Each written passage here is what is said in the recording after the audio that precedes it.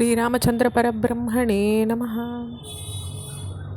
தசரத மகாராஜா ரொம்ப துக்கத்தோட, சுயநலமிக்க உன்னை ஏதோ நான் கைவிட்டுட்டேன், உன்னுடைய கரத்தை பற்றி அக்னி வலம் வந்து உன்னை மனைவியாக ஏற்றதுனால சாஸ்திரங்கள் ரீதியாக இந்த உலகத்துலேயும் மேல் உலகத்துலேயும் எனக்கு என்ன நன்மை கிடைச்சாலும் சரி அது எல்லாத்தையும் நான் விட்டுட்டேங்கிறார். உன்னால் பெற்ற உன்னுடைய மகன் எனக்கு அளிக்கிற பிண்டமும் நீரும் மேலுலகத்தில் என்னை வந்து அடையாமல் போகட்டும்னு சொல்லி தரையில் விழுந்துடுறார். விழுந்த தசரதர் மேலே உடலெல்லாம் புழுதி மயமாக ஆயிடுது.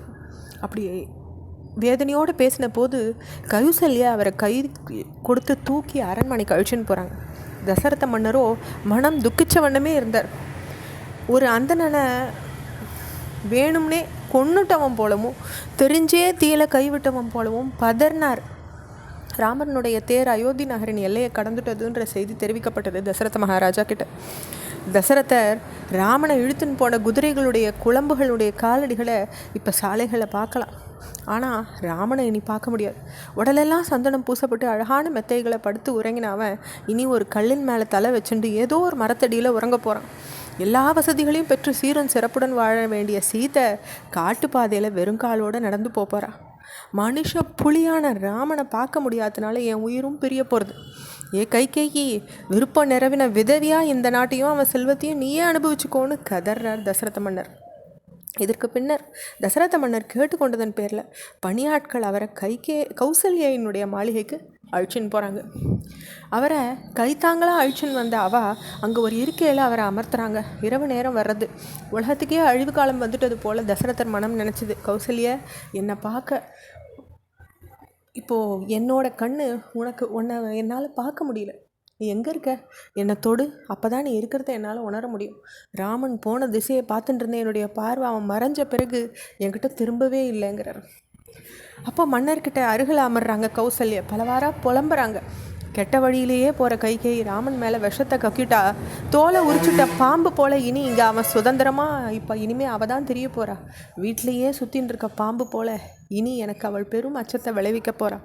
துன்பத்தையே அனுபவிக்காத ராமலக்ஷ்மணாலும் சீதையும் இப்போ கைகேயினுடைய பேச்சால் காட்டுக்கு விரட்டப்பட்டிருக்காங்க. இனி துன்பத்தை தவிர எதையுமே அவள் சந்திக்க போகிறதில்ல.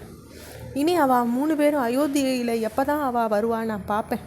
இழந்த அதனுடைய பெருமை அயோத்தி எப்போ தான் அடையுமோ தெரியலையே. கன்னிகைகள் மலர் தூவ, அந்தணர்கள் பழங்களை அழிக்க, மக்களெல்லாம் வளம் வர்ற காட்சியை நான் இப்போ எப்போ காண போகிறேன்? அந்த 3 பேரும் எப்போ அயோத்தியில் திருப்பி வளம் வர போகிறா? தன்னுடைய கண்ணுக்கு பால் ஊட்டுறதுக்காக தயாராக நிற்கிற ஒரு பசுவின் காம்புகளை முந்தைய பிறவி ஏதோ ஒன்றுத்தினால நான் வெட்டி எரிஞ்சிருக்கணும்னு நான் நினைக்கிறேன். இல்லாட்டாக்கா எனக்கு இப்படி ஒரு கதி நேருமா? ராமனையும் லக்ஷ்மணியும் பார்க்காம உயிரை கையில் பிடிச்சுட்டு வாழற சக்தி எனக்கு இல்லை. கோடகால சூரியன் பூமியை கொளுத்துற மாதிரி ராமனுடைய பிரிவு என்னை கொளுத்துறது. எனக்கு இருந்த ஒரே மகனை பிரிஞ்ச நான் இனி வாழ மாட்டேன் அப்படின்னு அழுதுண்டே பேசுகிறாங்க கௌசல்யா.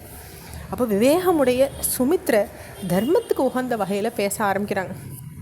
நற்குணங்கள் நிரம்பினவனும் மனுஷால் நிகரற்றவனுமான ராமனை நினச்சி நீ இப்படி அழறது சித்த கூட நன்னாலைன்னு தொடங்குறாங்க சுமித்ர. கௌசல்யக்கு அவங்களுடைய அறிவுரையை சொல்கிறாங்க.